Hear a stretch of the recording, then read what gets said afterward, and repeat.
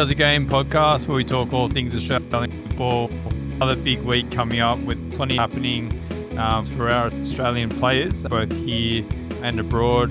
And he's back. He had a week off, but he's back with us. Mopper, how are you, mate? How are you feeling? Nice and refreshed? Yeah, absolutely. Good to be back. Plenty of football still going on. And thank you to Roscoe, who's a wealth of knowledge, isn't he? I love listening to him talk football. So it's always good to listen to the football community. There's so much good stuff out there. And well done, Roscoe. And thanks for filling in. Yeah, mate, he absolutely loved it and can't stop talking about it. So we'll have to get him back on another time for sure. Definitely. Full of knowledge. All right, let's kick things off, mate. Let's start with our overseas wrap. In the championship for Blackburn, Lewis Miller plays 90 minutes in Blackburn's 2-0 win over Leicester. Pretty important win for Rovers. It was their second in a row after a pretty poor start to the season. But you actually got the chance to watch a bit of Lewis Miller in this one, mate. Yeah, I was really interested because obviously Blackburn play three at the back, and he's that right side of central defence, and it was really interesting him holding his position and not being able to bomb on forward. So very tactical, Blackburn. So not really the formation that suits Lewis Miller, but I think it'll help him with the Socceroos in his defensive duties. And hopefully that'll show out in the next 8 months. But got to see Lewis Miller and a bit of Blackburn, and it's good to see him get back on top with then their second win in a row, which was desperately needed. They were down the bottom, and it was looking a bit dire there at one stage. Yeah, it's pretty tight down the bottom of the championship. One other team that's down there as well is Portsmouth. In a positive note, back-to-back starts for Hayden Matthews, but Portsmouth went down 4-0 to Birmingham City, leaving them in relegation trouble. They've lost their last three, so of course we know that our other Aussies there at Portsmouth on the injury table. Jacob Farrell on his way back, which is pleasing. But good to see Hayden Matthews getting back-to-back starts because his game time has been pretty limited with Portsmouth this season. Yeah, hopefully he can retain his position. He did come off in the second half as substitution, but I think that was more because they were down and trying to attack. But yeah, they're 4 points off 22nd, which is Sheffield United on 9, but Norwich is the other team on 8. They've been pretty dire though this year. And as we know, Sheffield Wednesday's troubles has got a -5. So Portsmouth were around about this space last year as well. So I'd see a lot more potential in Pompey, so I think they'll rise above. You've seen Watford, our other Australian, Irukunda, they bounced with 2 wins in a row. They bounced up the table pretty quick. So I think Pompey will probably do the same. It's just so many teams in that competition. It's so tough. Yep, our regular Socceroo, Cam Burgess, he got 90 minutes for Swansea in their 1-1 draw with Charlton. They're sitting in around mid-table, mid to lower table, but reasonably comfortable so far. A big win for Watford. They got over Middlesbrough 3-0. Middlesbrough actually had the chance to go equal with points with Coventry with their surprise loss to Wrexham, but Middlesbrough slipped up as well. But Nestor Irankunda, he only got 13 minutes off the bench. New manager there at Watford, so another challenge for Irankunda to see how he's going with the new manager. Riley McGree on the other side of the pitch. Good to see him keep getting some minutes for Borough. He got 20 minutes off the bench. Sammy Silvera was an unused sub, but certainly Irankunda, it's a challenge for him with a new manager coming in. He wouldn't have had many in his short career, but yeah, I guess he's just going to have to try and find his way. He's not the only one at Watford that's been kind of mixed up since the new manager came in, but a new challenge for Aaron Kunda all the same. Yeah, look, change of formation. That's probably why they've just gone with that different system. It still would suit Irakunda, but obviously the new manager's had a bounce to bounce win, so he's not going to change a winning formula at the moment. So, but look, championships. We know how deep and long this competition is, so I'm sure Irakunda will be pressing for first team selection. But two strikers are going pretty well at the moment. But I think that's a good note on a team front. So they're up to 10th now and on 18 points. So that's the reaction's been positive from a team point of view and an individual point of view. I'm sure Irakunda will get time. Just a question without notice, mate, but what do you think, what kind of formation do you think suits Aaron Kunda? Because I don't think the Socceroos' current formation suits him. What would be the ideal, like a 4-2-3-1 or 4-4-2? Or I like him lying just off a striker or playing off a target man. I think that's what suits him best. It just I don't like him when he's one out, when he's marked up. I think he gets quite frustrated, and those it's it's easy to like formulate this system, this perfect system, what suits him. If you look at Adelaide, he played on the right. Both his club and country don't play that style where he was normally developing through Adelaide. But I think as he's developing in the last 12 months, he's pretty adaptable. And I think he could play anywhere along that front line. But I do think if he played with a target man or just off someone where he can just get in behind where the central defenders are one on one, I think that's probably his best style, best formation to at least grow anyway. And I think with Watford, I think this is the formation that would suit him. I just think he's got to crack that first couple from the coach and get in his head and put his talent to the fore, which no doubt he will do, and he already has probably shown. And the coach knows, obviously, he's just obviously looking at what's worked so far. all right, watch this space. Let's head over to the WSL. Very impressive game for our Matildas, who are at Chelsea. Ellie Carpenter scored early. Very nice goal. I mean, it was a kind of a tap in, but the way that Ellie just put herself in that right position for the cross and kind of evaded all defenders, and not sure the London City defense even knew she was there, but tucked it away really well, and she was pumped, as she always is. And then great to see late in the game to seal the game, Sam Kerr coming off the bench. It was a mistake from the London City defence, but Kerr pounced on it, chipped the keeper, and she was ecstatic as well. So couldn't have really gone much better for our girls at Chelsea. There was a beautiful photo too, Chief, on X, with the two Chelsea girls at the end there. And geez, the Matildas taken Chelsea by storm. And doesn't Ellie Carpenter look like she's found her home? She's just going from strength to strength, isn't she? She just the smiles back on her face, and she's really enjoying her time over there. You can just tell.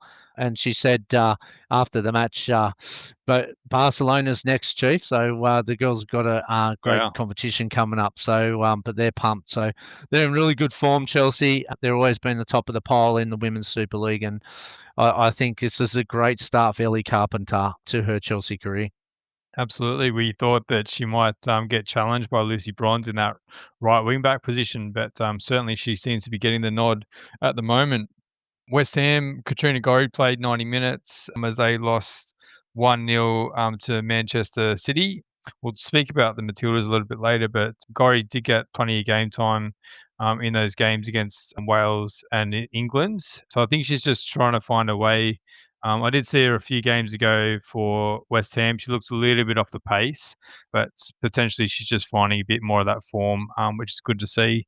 Let's head back to the men's side. So FAE Cup action starts or started this weekend. Quite unbelievable that we're getting into that already. But for Cardiff, another start for Alex Robertson. That was his second start in 3 games, but he got some game time in the other one as well.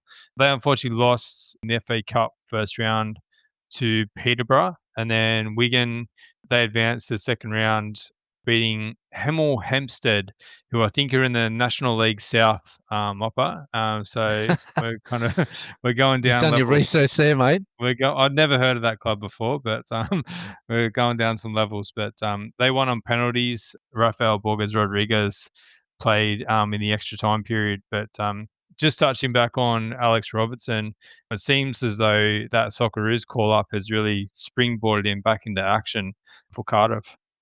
Oh, just giving him confidence, hasn't he? Like, it's great that Popper put out the arm branch there, and he's just taken that with aplomb. And I think now he's settling back into his club and getting starts after his long layoff.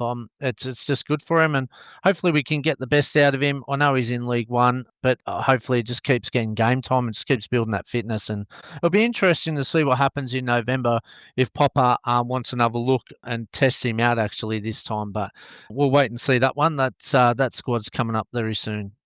Yeah, definitely, mate. And I think the interesting thing with Robertson. I saw plenty of people saying that, yeah, the level is below him. But the last time he was in League One with Portsmouth, he was absolutely fantastic until he got injured. So I suppose it's on him to, if he is better than the league, to outperform, either getting Cardiff up or having so many good performances that the other clubs in the championship come looking for him. So it's all on him now, I suppose. Let's Yeah, um absolutely. let's jump over to Scotland, mate. Hearts continue to fly at the top of the table. So Cam Devlin was at the centre of the midfield as they pulled 9 points clear at the top in Scotland with a 4-0 win over Dundee FC. So you've done a bit of work on Hearts, mate, because just wanted to get your thoughts on whether you think they're genuine title contenders or whether more likely Celtic than Rangers are going to just storm home and take the title. I absolutely think Hearts are a great chance of winning the league, and there's a number of factors and reasons why I think that. Let's look at the table now. They're at 29 points. Celtic are second on 20. Hibs third and equal with Rangers. They're on 15. Now, Celtic does have a game in hand and does play tonight in the Cup against Rangers. And this is one reason why I think Hearts have got an absolute massive advantage over this team in Celtic and possibly Rangers if they get their balance right. So Celtic are in the cup. They're going to play the semi-final, and if they win that or lose, then they're possibly another game. There's Europe as well, and I think they're both in Europa League, Celtic and Rangers, and I think it's a massive distraction and problem considering their league position. And either one of these Celtic Rangers teams are obviously going to go on and play St Mirren, which will be another hurdle for them. If I look at Celtic last year, they had 92 points and they lost 4 times. So they've lost twice already and they've got to go through that European campaign. And they're without a coach at the moment. And Rangers have just changed theirs. So there's massive instability with Rangers and Celtic. And they've just taken advantage of all Celtic and Rangers problems. And they've just gone through and they've just sailed through.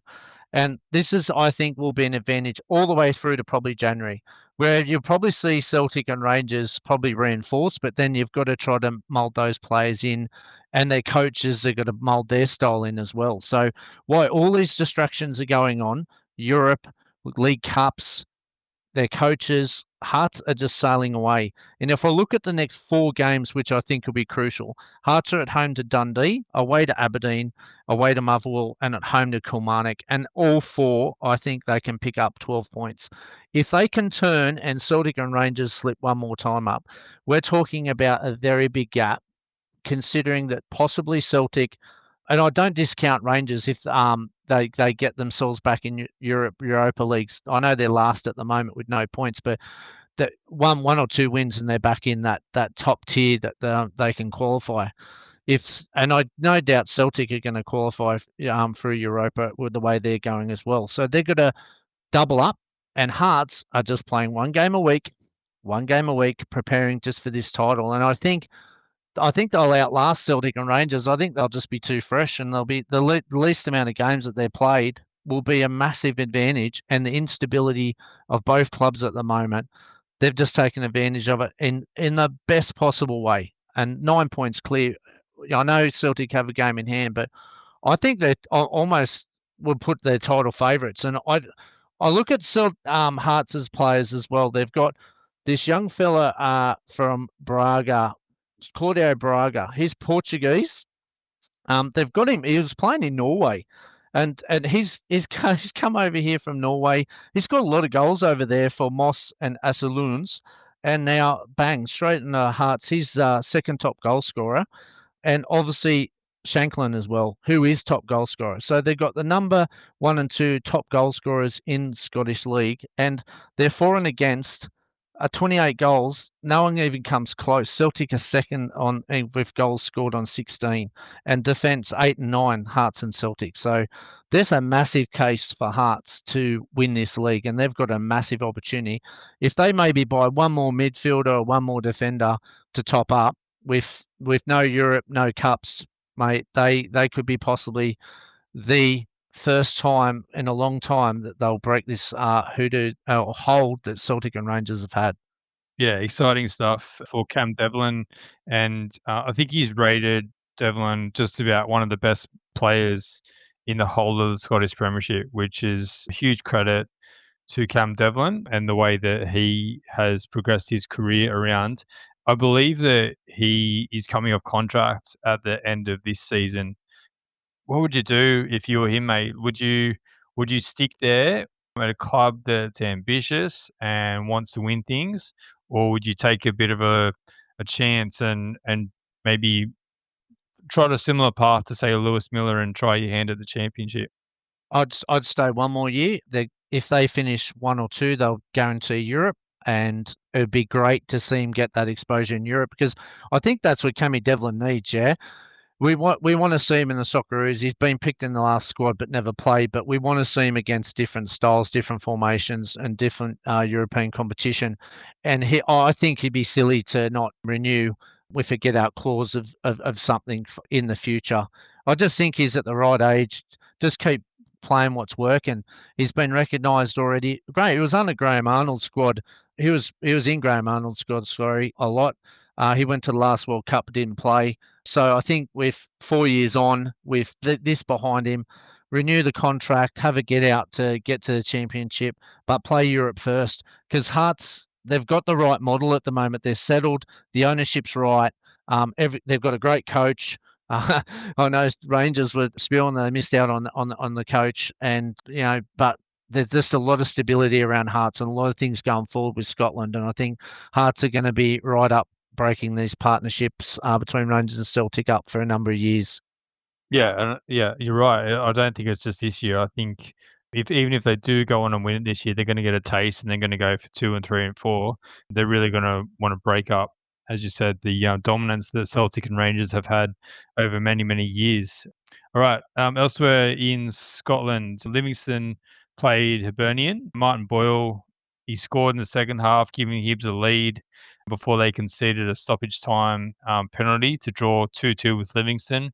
Reminds me of their European qualifiers, mate, when they kept having those leads and kept throwing them away. But Jack Idle played 57 minutes for Hibs. Teddy Yengi got 16 minutes off the bench for Livingston. So I know that Martin Boyle's got his doubters, but what he is very good at is popping up with goals for Hibs. He's done it for many, many years. Yeah, absolutely. I think the doubters come from where he's played in Popper's formation. He just lacks that little bit of pace, but with Hibs, with the style of the Scottish Premier League, suits him perfect. But we will come up against different styles like that at the World Cup. So, you know, like you said, he's a goal sneak, and you need those type of poachers.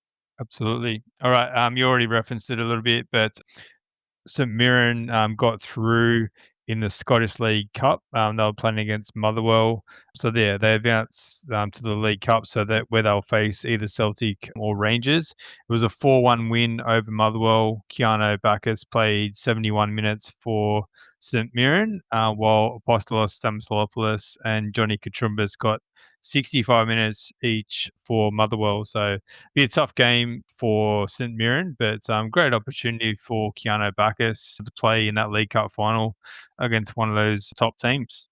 Yeah, it'd be a great moment for Bacchus, and he's gone off to a flyer there at St Mirren, and we wish him all the best when that final comes up in. I think it's in about a month's time.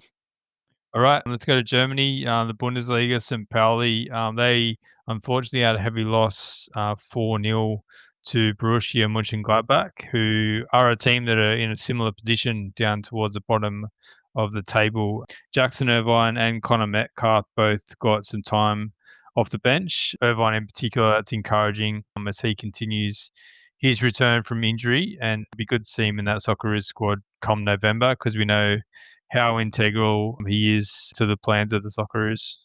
Yeah, great leader, and yeah, just continue to build on that fitness. Not sure if he'll get picked in November. I'm just not sure Oh, where his really? fitness is You at. don't think so? Yeah, I'd like to see him there, but I'm just not sure if he's fully ready yet. Why take the risk? I think he's going to be in the squad next year, no matter what. Yeah, true. That's a good point. That's a good point. If you know he's going to I be there anyway.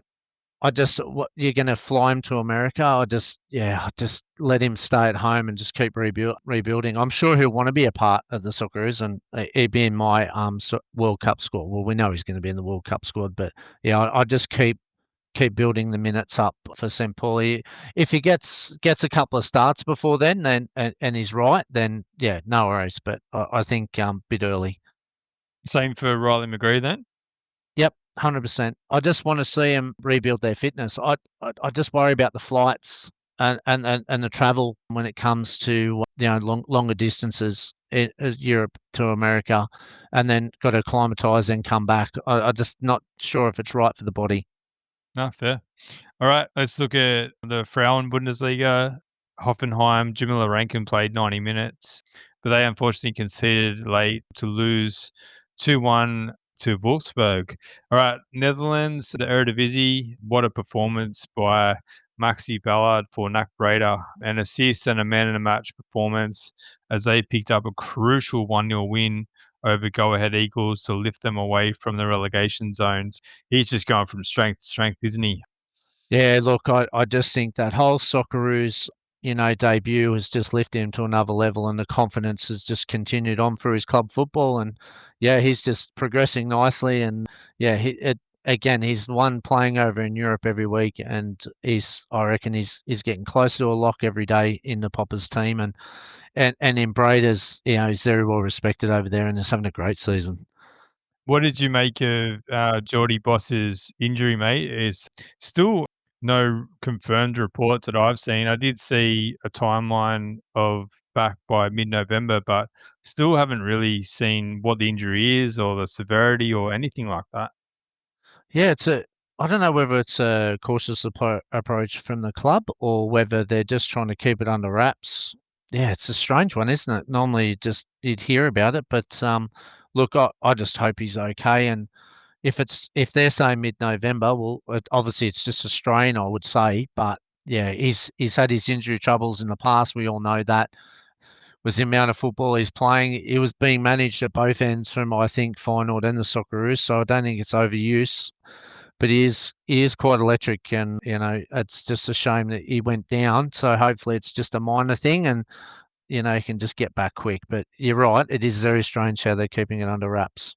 Yeah, maybe given the timeline, maybe it is just something like a knock rather than a muscle injury, which would be the ideal situation. But yeah, very, very strange. I'm not sure if this, as you said, if it's a club decision or no, just miscommunication. But normally we know within 3 or 4 days what's happening. But yeah, it's been a week now and nothing. So strange.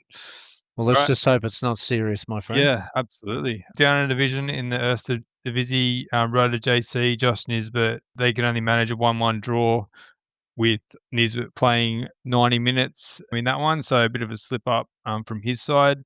Over in Austria, Noah Bodic gets another start, so he's been starting pretty consistently now. Played 6 minutes, but Vienna lost 2-1 to Hartberg, unfortunately. Another player getting some consistent starts is Liam Chipperfield over at Sion in Switzerland. They unfortunately went down 2-1 to Thun, but yeah, the 21-year-old getting some consistent game time in Switzerland, which is nice to see. And then we're going to go to a few of our Matildas who, on the back of their duty midweek, Daniela Galic gets an assist in her 90 minutes for Vichko GIK. She wasn't in the Matildas squad, but continuing to show Joe Montemurro what she's capable of. For Kristianstad, 4-2 loss for Amy Sayer and Remy Simpson. They each played the second half after returning from Matilda's duty. And this was a nice one to see. Tegan Micah started for Leon, making 2 saves and keeping a clean sheet. So she was well down the pecking order at Leon, but yeah, maybe something's turned there in her favour, and she's starting to get a start for them.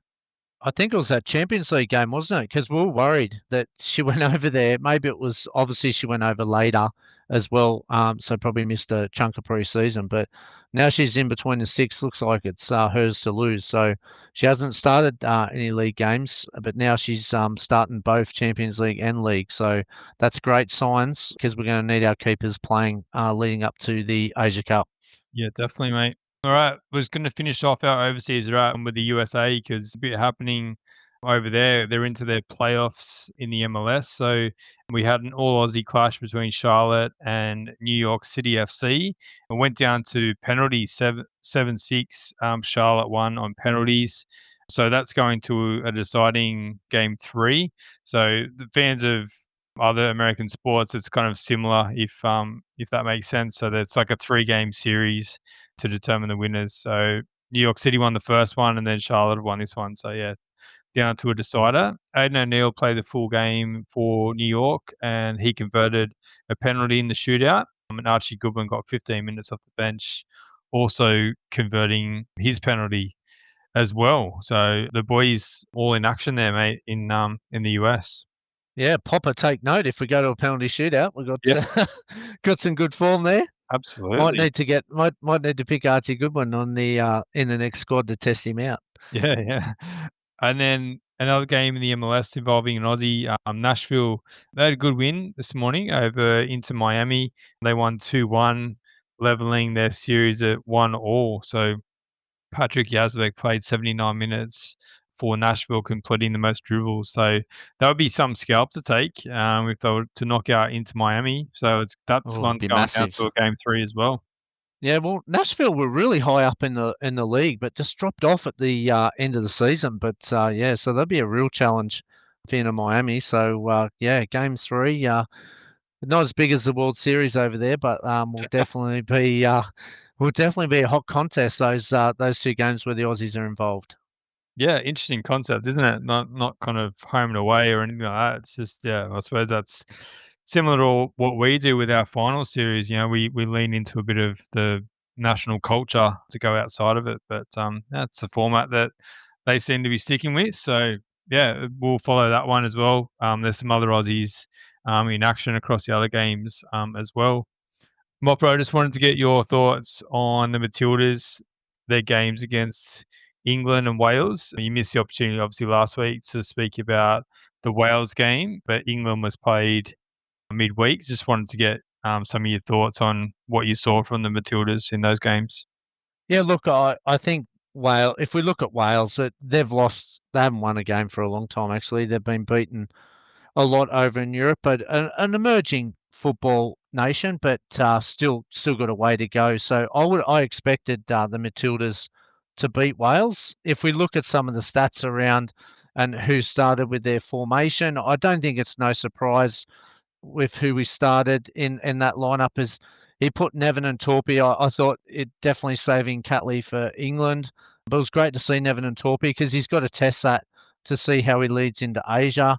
We've seen Wheeler and Gorry in the midfield, but push Cooney Cross up a bit high, which was what I've been absolutely looking forward to You'd be see. happy I think, about oh my, I just love it. But I think that's where Galich and Alana Murphy, I hope they can get onto the edges of this squad. I definitely think we need a lot more support, 6 and 8, but depends if Mary Fowler gets back fit to where Cooney Cross comes into that. But we definitely need those 2, as it was shown against England. And Russo, congratulations on 100 games to captain the side against Wales. I thought that was a really nice note from Joe giving her the captaincy for the 100th game. It was beautiful to see. And Ford obviously got the late winner in that one, and we've seen Kerr start. So that was exactly what every Australian fan wanted to see. Typical game for Joe's side, 64.9% possession. So they really dominated the ball.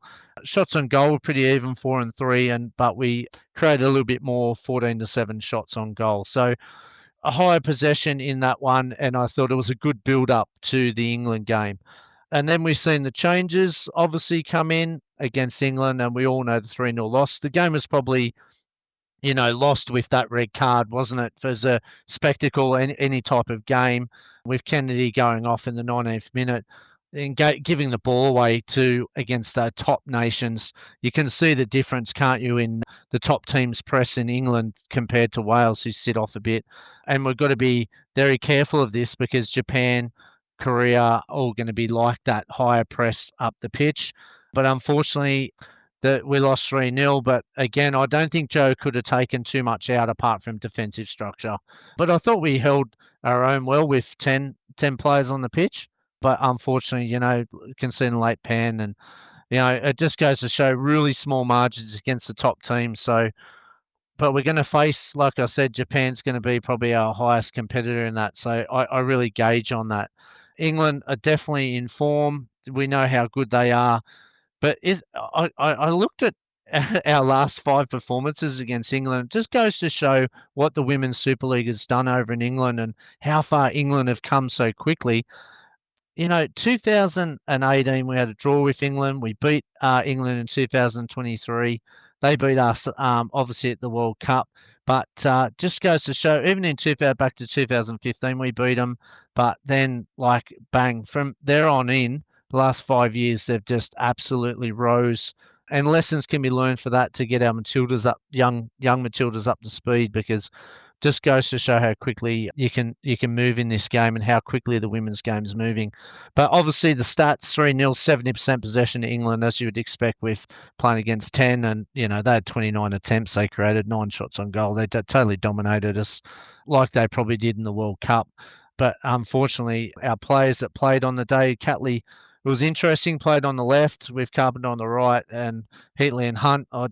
I think probably Kennedy's probably under a bit of pressure at centre back. I don't think Joe would have been too impressed with that send off or the way we defended. She's a stalwart though. She offers a lot of leadership and experience. But again, Cooney Cross was up higher because Gorry was back there. Seen a lot of Winona Heatley, which was really good. That was really impressive, and Sayo against England as well. So yeah, really, really good to see. I think probably 95% of those girls are probably core contributors, and you're probably looking at probably the starting 11 taking on in the Asia Cup there. I don't think there'll be too much variation with this squad. Yeah, I thought there was a few interesting things. Just starting with the Wales game, I liked the depth that Joe was looking at, particularly in those fullback positions. Obviously Carpenter and Catley are going to be your starters there, but he needs some backup options if for instance we do get into injury problems or anything like that. So that was good to see.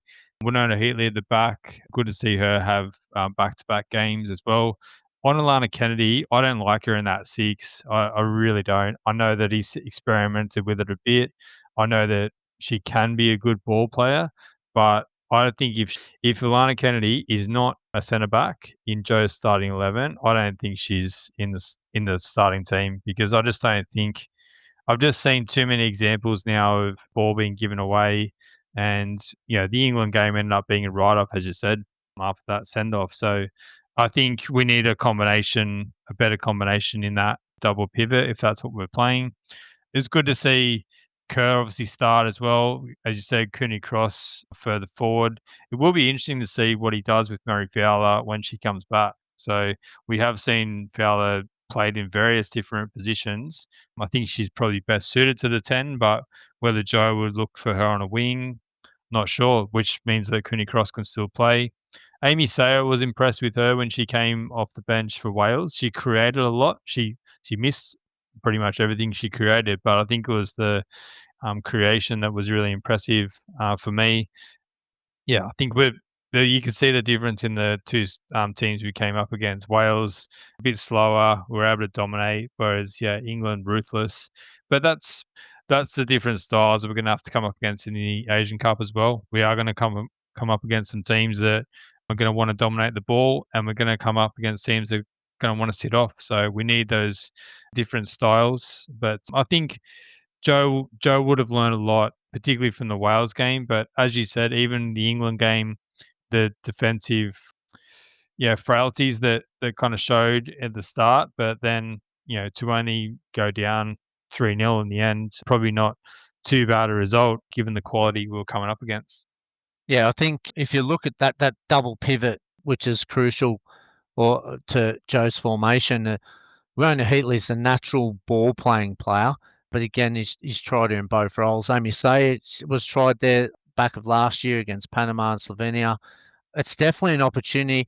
We do have some depth, but very young depth in Alana Murphy and Daniela, who's doing fantastic over there. But I don't know if it's too late for them to break into the squad.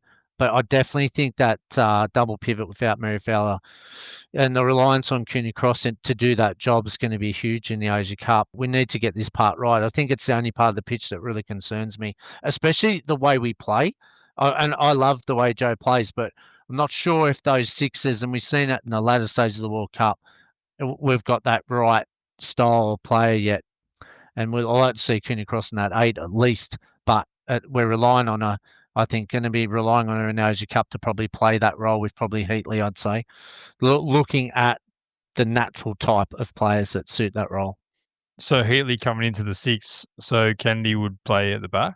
Possibly. Look, I still don't rule out Nevin. I think Nevin's progressing fantastic. More game time she plays, the more confidence she's getting.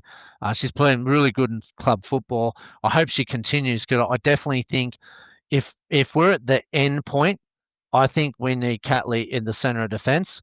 I think you need someone to marshal that defence against Japan at the top end. I think you can easily get through the group rotating that around.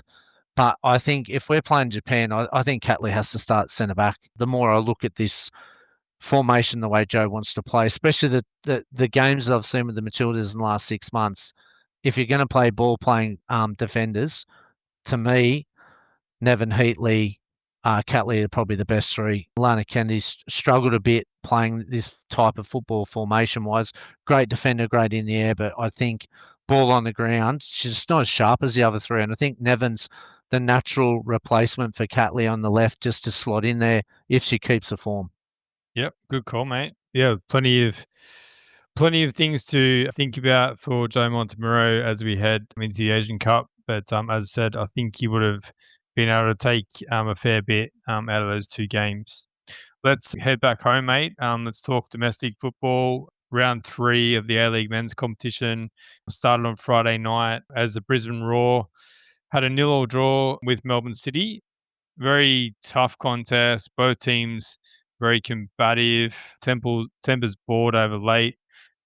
Our guy Milorad Stajic was right in the middle of it. Reminded me of the tweet that we got sent from Ross Ball Yes, Forever at the I start of remember the that. season, and he said, yeah, he said he's either going to be the best CDM in the league or get the most reds. So he hasn't got a red yet, but geez, he was fired up and getting in the face of plenty of the Melbourne City players. Him and Andrew Naboot looked like they were going to come to blows at some point. But He's probably, certainly tightened them up though, hasn't he, Brisbane? They looked at all the goals last year. He's certainly tightened them up at the back there. He's certainly protecting that back four really well.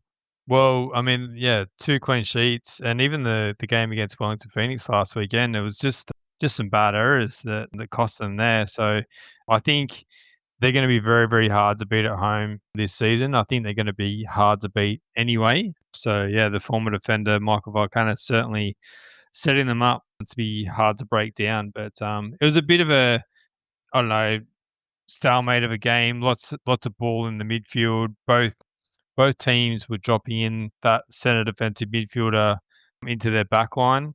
So it was Truant for Melbourne City and Stajic for Brisbane just to kind of make that defence even more solid. But yeah, both teams certainly just looked like they didn't want to lose that one. And yeah, probably not much more to it, really. Were you surprised of City's approach though? Like they're fluent football the first two rounds of. I know they had a draw against Western Sydney, but their football was great against Perth. It just seemed to like a very different setup or a different approach, or do you think Brisbane just sucked them into it and they just got frustrated? Well, I think the fact that Truant dropped back into that in the middle, and I know like he can play as a centre back, but I was surprised they went to that 5 in defence. I thought they Yeah. would look to keep that extra man in midfield and try and win ball and play through. But yeah, just nothing was really kind of dropping. Yeah, Max Caputo wasn't getting a lot of service and he was getting pretty frustrated. So yeah, it just wasn't really working for them. But yeah, I'll probably expect them to be a bit more fluid, but maybe they knew coming up against Brisbane that chances were going to be few and far between. And but yeah, both teams kind of just sit up, tried to play on the counter attack a bit, but both just defensively solid. All right, let's move over to Glory and Victory, with Victory coming away with the spoils 2-0. And obviously, we're seeing Glory sack Zurlich during the week. What were your thoughts on that one? Well, we discussed this offline, didn't we, mate? Because we I think the thinking was that, well, my thoughts were, what did Glory see in the first 2 weeks of the season that they didn't see in the back end of last season or in the off season? It seems a really funny time to make this decision. They were okay against Wellington in the first round. They probably should have won, but gave away those silly goals. They were outclassed by Melbourne City last week, which obviously brought about the sacking, you would think, but it just seems strange that, and whoever actually comes in there next is going to want some guarantees of what's going to happen there, because we actually look back at Glory over the past, what is it, like 7 or so seasons. So 18-19, they finished first in the league, lost that grand final in the penalty shootout. 19-20, they finished sixth. 20-21, they finished ninth. 21-22, they were last. 22-23, they were ninth, but only 3 points off last. 23-24, they were last. 24-25, they were last. So ever since that grand final, things have just gone absolutely downhill for the Glory, and they've had a few coaches come through and changes made and all kinds of things, but there's definitely just something about, I don't know if it's the culture or what it is, but they've been right down the bottom of the table for quite some time, and I just don't. Maybe it wasn't working with Drilic, and maybe that's an admission into this far into the season. But is a new coach coming in? It has to be a good appointment, doesn't it? I mean, there's plenty of big names being thrown around, but it has to be a good appointment that's going to get the most out of the squad that's there. Yeah, look, you see a lot of coaches being sacked, and we've seen that in other leagues, but the A-League would be probably the toughest because such limited resources that the A-League offers. How are you supposed to turn around a team so quick? And the crowds react over there. They've really lost the connection, haven't they, between the fans? It used to be a fantastic place. That Perth was very well supported, but I've seen a photo from the Perth group last night that the stadium was just nearly completely empty, and it's a real shame where Perth is at the moment. And hopefully they can find their niche. Obviously they had a change of ownership in 2024, and I'm not sure that I think they need to just rebuild in small steps and go back to the foundation and try to rebuild that community league back up and get the locals back, and and hopefully this team can turn it around and leverage some support back, because it just doesn't look good from the outside what's happening, especially when you're setting a tone that you're sacking the coach after 2 weeks. I don't like it, especially in the A League. I don't think it's really a proud moment of Perth Glory making that decision so early on, unless something was severely wrong. Like you said, though, they were pretty good in the first game. They're probably unlucky not to win it. But if he would have won it, would he have stayed? Would they still sacked him? Is a knee jerk reaction or whatever responsible? We didn't really see it against Victory, did we? So yeah, I think some pretty sad times coming up in the next 12 months for Perth, and hopefully they can bounce back. Well, for a one club state, they should be better. Let's just put it out there. Like that's like with think about some of the players that have come through their academy, like James Overy, Daniel Benny, Jalen Pearman. Like they've got so much talent in that state to bring through, and of course the top talent is going to leave. That's just the nature of the league. But they should be getting the next best crop through and getting them to stay in their club and being able to develop them. Even with some of those names I've mentioned that have gone, they haven't even been able to get much of a transfer fee for them, if any. So let's touch on the game itself, because Perth Glory actually started the game reasonably well. Adam Taggart had a couple of chances in the first 10, and it was really Perth Glory on the front foot. And then Keegan Jelicic popped up for victory in the 11th minute to score, and you could just see the devastation on the face of the Perth Glory players, and pretty even for the rest of the first half. But then again, like, they conceded an early goal in the second half. Juan Mata just ghosted in at the far post, completely unmarked. Macromaldi's cross found him, and then he just clipped the ball into the back of the net at the back post. So pretty much the story of of the game was job done for victory. It was an important game for them too. They needed a win to get back on track for themselves after that humiliating loss against Newcastle Jets last week. So I think Wyan Matter and Matt Grimaldi from the start worked really well.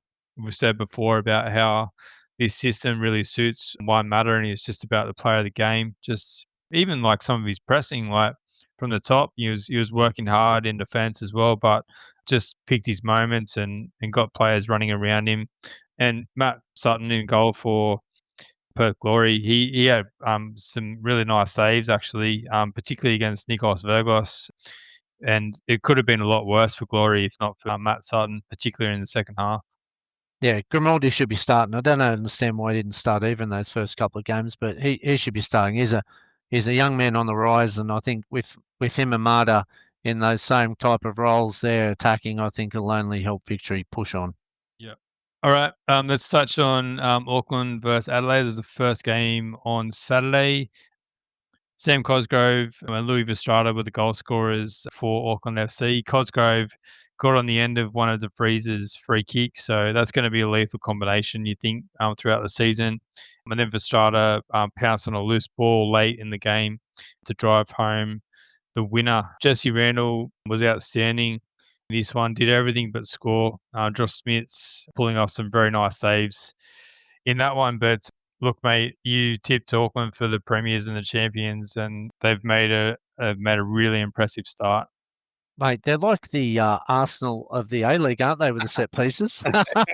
And I must admit, Jesse Randall gets himself into some great positions, doesn't he? Just needs a little bit of composure. I think that'll come with time, but it was good to see Luki Jovanovic, really quick around the ball, get his goal as well. That was really neat work. But wasn't Craig Goodwin's delivery fantastic as well? God, he Yeah. put in some rippers. I'm sure Pop will be keeping an eye on him as well. But yeah, no, Auckland, they're just too strong, aren't they? And especially at home, wasn't it a great atmosphere down there? Not sure what end it was where they're obviously their big supporter base is. Port, yeah, that's what they Oh mate, geez, that sounded fantastic, wasn't it? It was just unreal. It's a real good feeling. And Auckland straight to the top now, and they'll be hard to catch, Chief. They're very difficult to beat, and they're looking good. And again, they've got a well balanced squad to handle all situations. Yep, definitely. All right, let's go to the second game on Saturday. Newcastle Jets have come crashing back to earth after their big win against Victory. They've got undone against Sydney FC, losing 4-1. The headline of this one, Hassan Toure scoring his first A-League hat-trick as the Sky Blues dismantled the Jets. So Newcastle actually opened the scoring with a goal from Ben Gibson. He's got some quick feet, hasn't he, Gibson? Like received the ball in the box, turned, got a powerful shot away. So he's a very impressive young striker for the Jets. But then it was the Al Hassan Toure show. So scored a screamer from outside the box before two goals. His second and third almost identical. Kept his width on the left and then got played in. First time by Kempzano, I think, and the second time by Joe Lolly, but just slid him in. First time hit it with his left foot. Second time cut back and then nutmeg the keeper with his right foot. But good to see Toure getting back on the score sheet.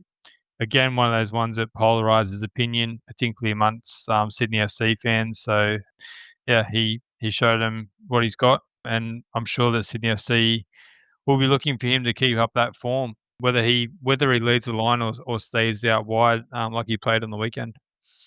Yeah, give him space. He looked great in space, but yeah, Newcastle's defensive transition wasn't good. Gave him way too much time and space, didn't they?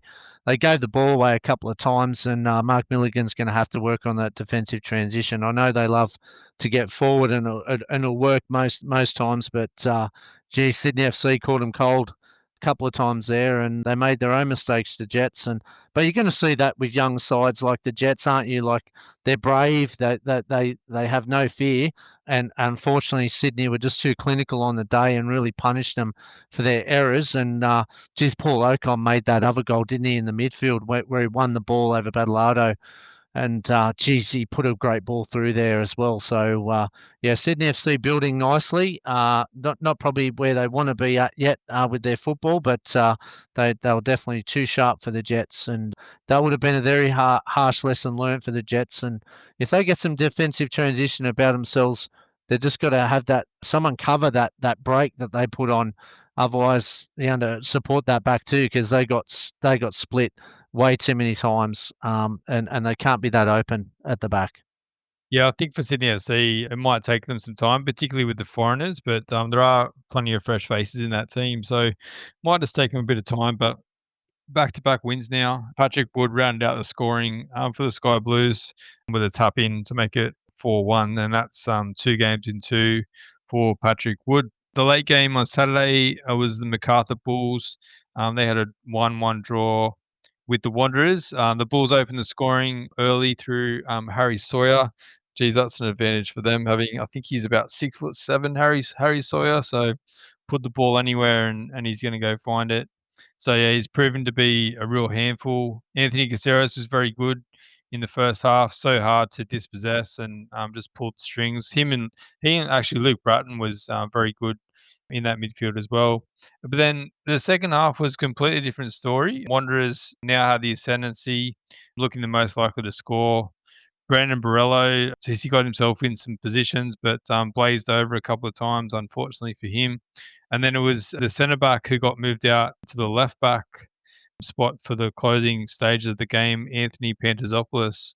He was the most keen to get on a floated ball towards the back by Costa Barbarousis, and he headed home. So fantastic crowd out there, Campbelltown, for this one. Reportedly over 7,000 in attendance. Wanderers would have brought a fair few, no doubt, but the difference of how that looks on TV compared to what we normally see at Campbelltown Stadium just chalk and cheese, and it makes the TV product so much better. And I'm sure the atmosphere in the ground was amazing as well. Yeah, look, they only averaged 3.5 last year, and they're trying Monday nights, which clearly didn't work. It was a bit of a ghost town there last Monday night game, but they really need to play those Monday night games because of Champions League if they want their players to recover. So they're in a bit of a conundrum with that.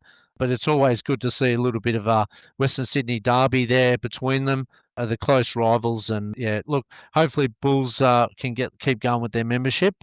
Geez, they'd be filthy that they let this one go. That poor ball out at the end there, which allowed the Wanderers to get in. They'd be very disappointed that they weren't up two also at half time. They had some great chances in the first half, but Wanderers keep fighting, don't they? They just haven't found the win yet, but they're solid enough football team. They won't be happy where they are, but there's still enough about them from both. Yeah, well, I think you look at who the Wanderers have played to start the season. They played Melbourne City, they played Auckland, and now played Macarthur. So they haven't had the easiest run to start the season. So no doubt some of those easier fixtures are coming, but they've been able to grab 2 draws and they've only had the one goal loss to Auckland. So I think they'll be okay. The Wanderers probably better than I anticipated in my preview of where they'll fit, but I think they'll be looking okay based on what we've seen so far. Yeah, absolutely. And let's now move on to, oh, sorry, we've got one more game that just finished tonight. The Mariners drew 1-1 with Wellington. Did you get your eyes on that one? Yeah, I've only seen kind of bits and pieces because, as you said, it only just finished for us. But Wellington opened the scoring through Eze, and then Mariners got one back through Sabat Noor. But yeah, credit to Wellington. When you look at that, they've started the season. They're still Agree. undefeated so far. So I think we both had them pretty low in the table. But yeah, credit to Italiano and what he's been able to do. I think after that F3 derby, the Mariners are starting to come back to earth a bit as well. Just for how tough this season is going to be. They're sitting okay in terms of league position, but you can just kind of tell that some of the quality is just not there for them. At least they're competing. At least they're competitive, and that's all you can ask for from the Mariners fans because yeah, they've been through a rocky road at the start, haven't they? Yeah, no, good point. Like, because they only went down 2-0 to Sydney FC, and when you look at their rivals, the Jets, who got thumped by them, yeah, they certainly haven't been in that category yet. So at least Warren Moon's setting them up to be competitive, as you said. Definitely. All right, let's move down to the second tier Australian Championship. Group A, South Melbourne beat Sydney Olympic with a late strike to stay perfect and book their place in the quarterfinals with a 2-1 win. So congratulations to South Melbourne.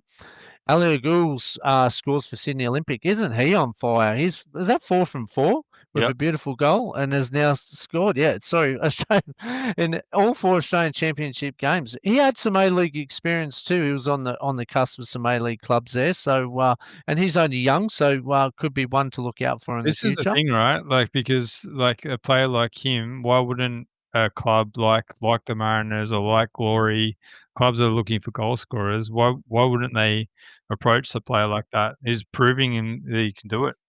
Yep, definitely. Well, Sydney Olympic are still competing for that second spot, Chief. So the Mariners can probably swoop. Is it not too late to swoop in after that one if they don't make the group stage? Morton City conceded an early goal against Broadmeadow, but stormed home with a massive 5-1 win with Andrew Pengelly scoring a late double. Morton City now moved up to second, so that group's still up for loops in the second and third and fourth, with only South Melbourne probably clinched their first place. But looks a very interesting fixture list for next week. Now South Melbourne have obviously automatically gone through.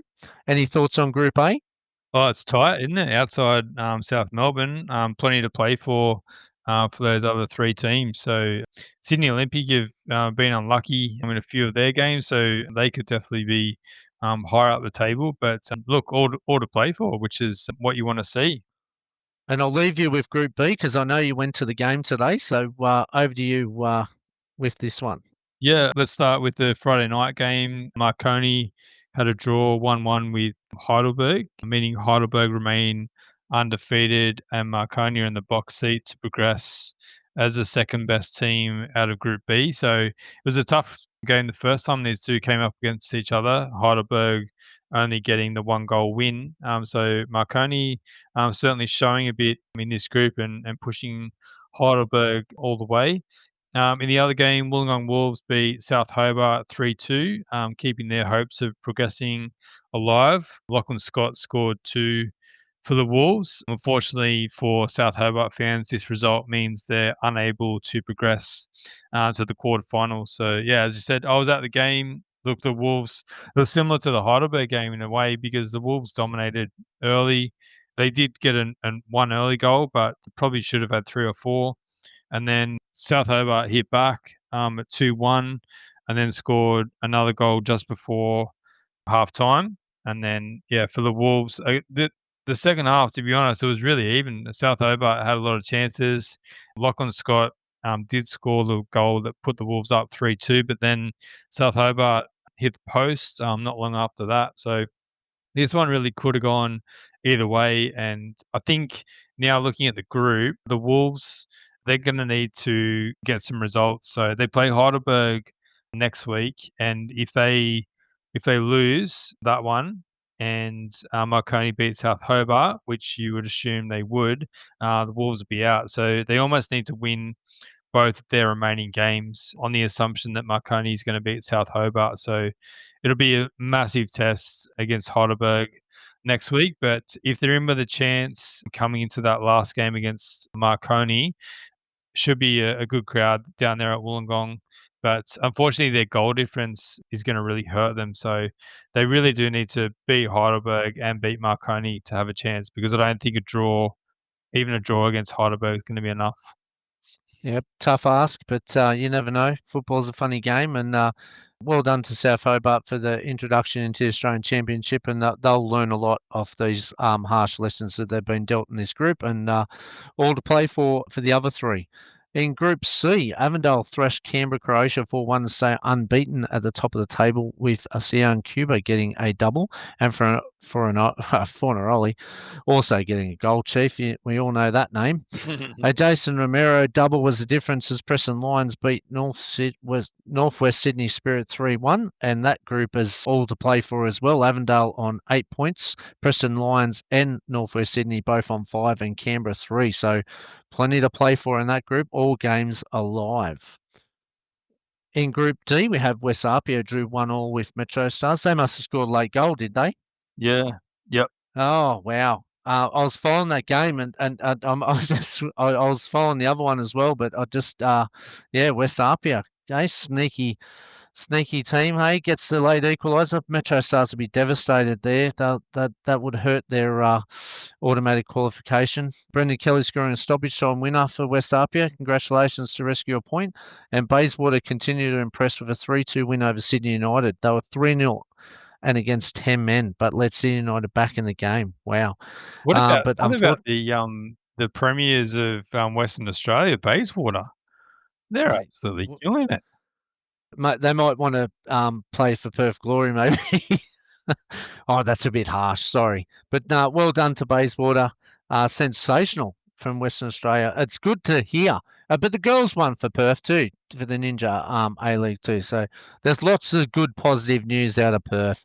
Perth Glory will bounce back, fans. So don't worry. But it's just But good to see, like, because the foundation clubs obviously came from New South Wales and Victoria, but it'd be great to have some better representation across the states in the quarterfinals, and it's certainly well, with that result, Bayswater, are just about through. So, yeah, it'd be great to see that representation, and look, if they draw a home quarterfinal and one of the teams has to travel over to WA, that's a huge advantage for Bayswater.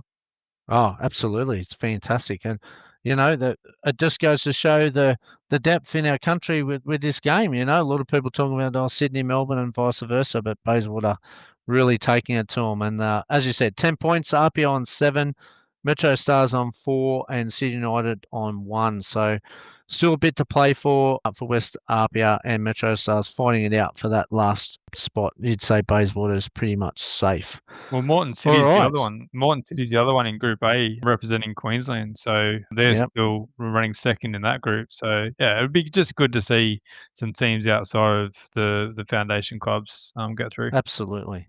And that's a wrap on the Australian Championship. Well, just to do a quick wrap on the Ninja A League, Perth Glory beat Western Sydney Rounders 3-1. Sydney FC, Melbourne City. What a game this was, 2-all. If you haven't seen any of that game, watch the highlight reels. That's a fantastic game and a great young star, 14-year-old in the central defence, youngest debut ever from an Australian player for Sydney FC. What a great recognition there for Sydney promoting the youth, and Melbourne City too. Got some great youngsters there as well. That game finished 2-all. Brisbane Roar 3-2 winners over Victory, Bit of an and upset, that one. it wasn't it? Brisbane Roar. They got that's great news for them, but I'm sure Victory will bounce back. The defending champions, and Central Coast bang. Sorry, not the defending champions. Central Coast, the defending champions, beating Adelaide 3-0, and Newcastle Jets beating Canberra 2-1. So some well done to all the girls kicking off round one. All right, team of the week time, Chief. What do you got? All right, mate, let's go through. Pretty tough choice, as it always is. Some great, outstanding performances, but this is what we've gone for. Make sure you tell us all the mistakes that we've made in the comments. So in goals, we have Tegan Micah after she is starting now for Leon and made a couple of saves and kept a clean sheet. Ellie Carpenter, of course, at right back, bombing on down the right, scoring goals aplenty. Alessandro Gicardi, he picked up a goal midweek for Palmer and just continues to impress the youngster. Thought Liam Bonatic was really good in defence for Melbourne City on Friday night, so he gets the nod. Anthony Pantadopoulos for his goal. He's going to play down the left, so I thought he was actually really good when he played down the left. Plenty of acrobatics and got his goal there, so good to see. Aiden Hrustic, did you see that screamer during the week, Mopper? My Oh, goodness. I loved it. I loved it. That's what I like about him. He can offer that, can't he? He was a cracker. Yeah. Max Ballard is going to partner him in the midfield after his assist and outstanding performance for Nak Breda. Patrick Yazbek for getting one over into Miami. He's also going to get a spot in our midfield. And then up front, it's all about the goal scorers. So Martin Boyle is going to get a spot for his goal. Hassan Toure for his hat trick, and Sam Kerr for Chelsea, rounding out the scoring in that game. So that's our team of the week, mate. Always a tough decision, our team of the week. But as I said, let us know who we might have missed out. But I think that's a pretty solid lineup. Absolutely. And I'd just put on the player on the bench for me, Chief. You've got to have one, and that's Willa Pearson. As I said, 14 become youngest player in A-League history. It was a bit of a nerve-wracking start for Willa Pearson, but she become the youngest A-League star staying for Sydney FC against Melbourne. 14 years, 312 days. Congratulations, Willa Pearson. Absolutely golden story of the week, along with Sam Kerr and Carpenter scoring for Chelsea. Absolutely, mate. It's been another big week in Australian football. Great to have you back on deck, mate. Always love to hear your thoughts on the game. So pleased to have you back in the seat. Thanks, buddy. It's always good talking to everybody, and thanks, listeners, for continuing to support us. We look forward to another absolute massive week of football.